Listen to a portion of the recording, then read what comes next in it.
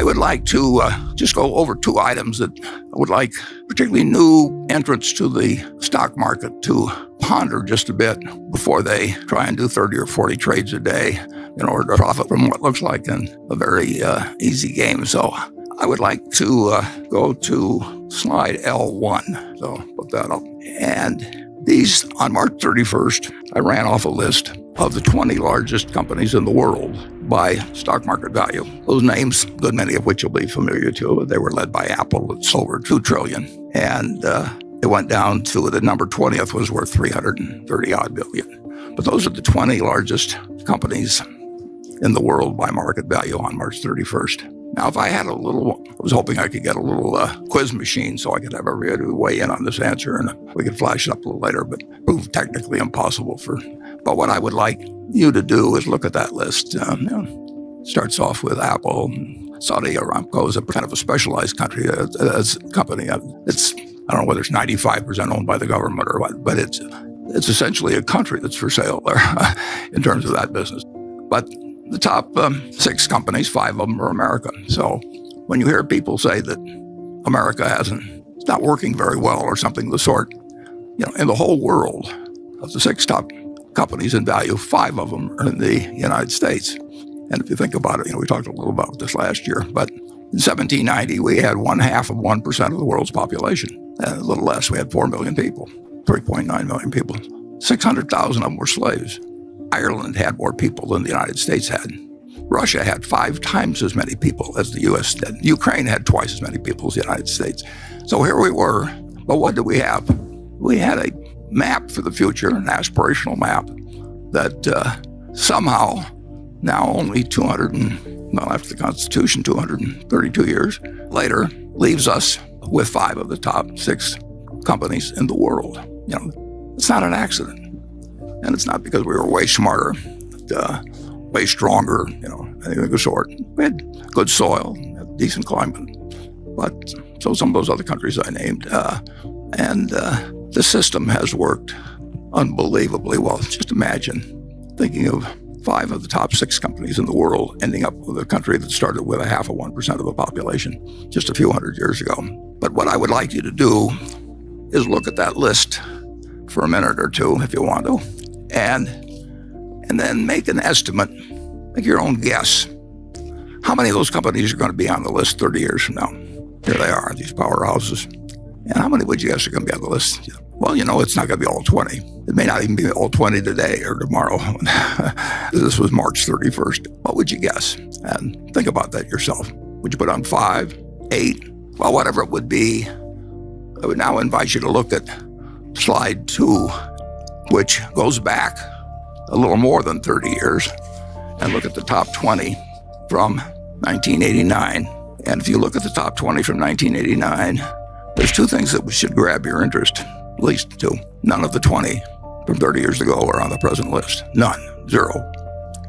There were then 6 U.S. companies on the list, and their names are familiar to you.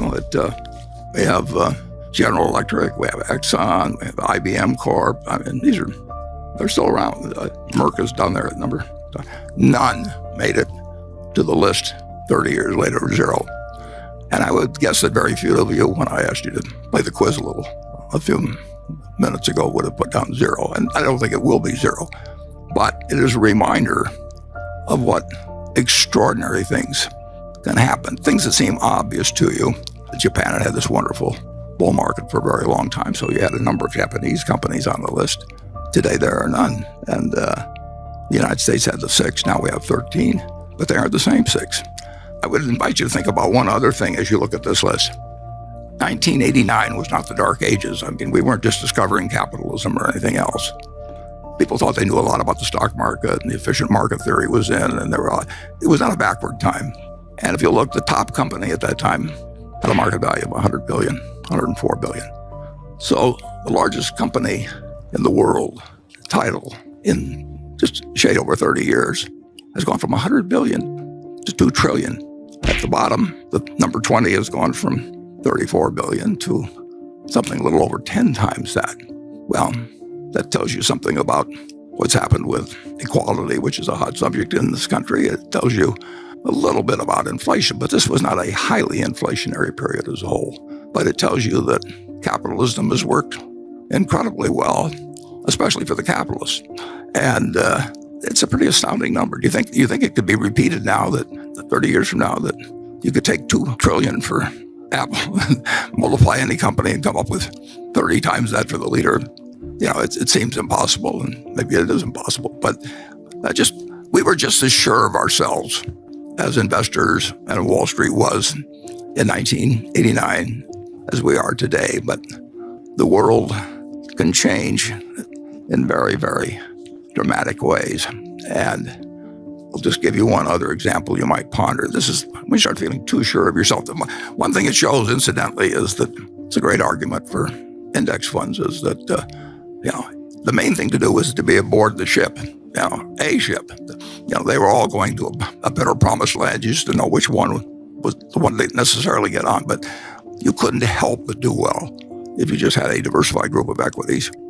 U.S. equities would be my preference, but to hold over a 30-year period. But if you thought you knew a lot about which ones to pick, or the person that you had hiring, you were paying a lot of money to, had all these ideas, and they could tell you their best ideas in 1989 did not necessarily do that well, although overall equities were absolutely the place to be. Secondly, people get enormously attracted to various industries. I mean, I think if a company says it's in the XYZ industry and that's a popular one, you can sell IPOs, you can sell SPACs, people disregard sales numbers, earnings numbers. It's just, it's the place to be. So Berkshire Hathaway, where was the place to be in 1903 when my dad was born in 1903, but that wasn't really that big of news. But it wasn't big news that actually Henry Ford was starting the Ford Motor Company. It failed a couple of times before, but he was about to change the world. I mean, the auto, when you think about everything, we've got a great auto insurance company. If there weren't any autos, we wouldn't have Geico. But it transformed the country. And Henry Ford brought in the $5 daily wage, and that was a huge thing. Assembly lines, everything, autos came along. So let's just assume that you had seen a quick glance back in 1903 of all the interstate highways, 290 million vehicles on the road in the United States, everything about it, and said, well, this is pretty easy. It's going to be cars. It's going to be autos. Well, we own a company called Marmon. We bought it from the Pritzker family some years ago. Pritzkers had built this business from many, many, many companies that they'd acquired. And the name of their company was Marmon. And I don't know exactly why Jay and Bob decided to name it Marmon, but they did own a company called Marmon. And the Marmon, which in 1911 had been the company whose car won the first Indianapolis 500. Maybe that's why they called it Marmon. They were proud of the fact that the company in 1911 won the first Indianapolis 500. It also was the company that invented the rearview mirror. I'm not sure whether that was a big contribution to society, and certainly around your household. Rearview mirror, you don't want to emphasize too much. But the car that was entered in the Indianapolis 500, the guy who normally sat next to the driver and looked backwards to tell what the competitors were doing, he was sick, so they invented the rearview mirror. So let's just assume that you decided that autos were this incredible thing, and someday there'd be an Indianapolis 500, and someday they'd have rearview mirrors on cars, and someday 290 million cars would be buzzing around the United States, or autos, or family trucks there. And so I decided to look at the history, and I thought I'd put up a list of auto companies from over the years. And I was originally going to put up just the ones that were the M's so I could get them on one slide. But when I went to the M's, it went on and on and on. So I just decided to put up the ones that started with MA. And as you can see, there were almost 40 companies that went into the auto business, just starting with MA, including our Marmon there in the middle column, and which lasted for quite a while. It was selling cars in the 1930s were really quite special. But in any event, there were at least 2,000 companies that entered the auto business because they clearly had this incredible future. And of course, you remember that in 2009, there were 3 left, 2 of which went bankrupt. So there is a lot more to picking stocks than figuring out what's going to be a wonderful industry in the future. The Maytag company put out a car. Allstate put out a car. DuPont put out a car. I mean, there was a Nebraska Motor Company. Everybody started car companies, just like everybody's starting something now that can be where you can get money from people. But there were very, very, very few people that picked the winner or got the opportunity. At Ford Motor, Henry Ford had a few partners, and he really didn't like them, so he figured a way to buy them out. That was sort of the beginning of the auto finance. That's a long story. We won't get into that. But you couldn't buy into Ford Motor, and of course General Motors became the dominant company. Finally, when Henry Ford did not really make the shift from the Model T to the Model A, did not work very well. So I just want to tell you, it's not as easy as it sounds. We had an enormous economic recovery, but the minds of people had been so scarred, the memories. Parents told their children, 1929 became a symbol in people's minds. I mean, if you said 1929, it was like saying 1776 or 1492. I mean, everybody knew exactly what you were talking about. In 1929, my dad, who was 26 years of age then, was employed as a securities salesman by a local small bank. He sold stocks and bonds, but he mostly sold stocks. And when stocks fall 48%, and you were selling them to people a few months ago, you really don't feel like going out and facing those same people. So I think my dad probably elected to do, as they say now, shelter in place, which means stay at home.